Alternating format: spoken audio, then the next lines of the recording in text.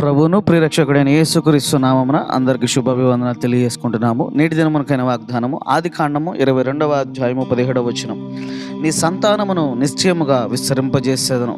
దేవుడు ఈ యొక్క అబ్రహాం గారికి ఇచ్చిన వాగ్దానం మనం పరిశీలించినట్లయితే, అబ్రహాము తన కుమారుని విషయంలో పరీక్షించబడ్డాడు. ఇదిగో తనకు ఒక్కగానొక కుమారుణ్ణి లేక నేను ఇచ్చిన కుమారుణ్ణి, అతని యొక్క ముదిమియందు నేను ఇచ్చిన కుమారుణ్ణి అతడు నాకు ఇస్తాడా లేదా అని దేవుడు పరీక్షించినప్పుడు అతడు ఆ పరీక్షలో నిలిచిన వాడై దేవుని యొక్క శ్రేష్టమైన వాగ్దానాన్ని, ఈ యొక్క నిశ్చలమైన వాగ్దానాన్ని, అట్లాగేనంటే దేవుడు తనకు తరతరాలు నిలిచిపోయి ఉండే వాగ్దానాన్ని దేవుడు అనుగ్రహించాడు. దేవుని బట్టి వందనాలు. దేవుడు ఎప్పుడు మన యొక్క భుజాలను చూస్తాడు. అంటే ఏంటంటే మనం దాన్ని మోయగలమా లేదా అనేది కూడా దేవుడు పరీక్షిస్తూ ఉంటాడు.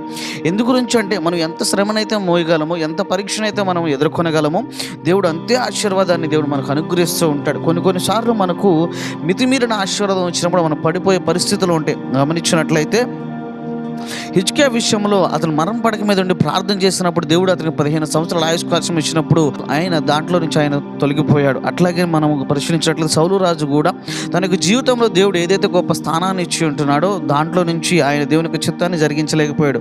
కానీ దావీదు యొక్క జీవితంలో ఆయన ఎలుగుబంటి చేత, సింహం చేత పరీక్షించబడ్డాడు.